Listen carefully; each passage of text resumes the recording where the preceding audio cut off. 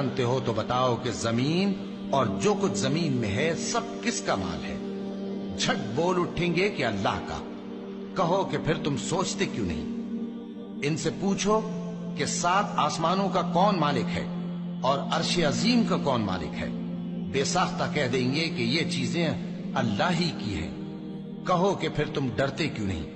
کہو کہ اگر تم جانتے ہو تو بتاؤ کہ وہ کون ہے جس کے ہاتھ میں ہر چیز کی بادشاہی ہے اور وہ پناہ دیتا ہے اور اس کے مقابل کوئی کسی کو پناہ نہیں دے سکتا؟ فوراً کہہ دیں گے کہ ایسی بادشاہی تو اللہ ہی کی ہے۔ کہو کہ پھر تم پر جادو کہاں سے پڑ جاتا ہے؟ بات یہ ہے کہ ہم نے ان کے پاس حق پہنچا دیا ہے اور یہ جو بت پرستی کیے جاتے ہیں بے شک جھوٹے ہیں۔ اللہ نے نہ تو کسی کو اپنا بیٹا بنایا ہے اور نہ اس کے ساتھ کوئی اور معبود ہے۔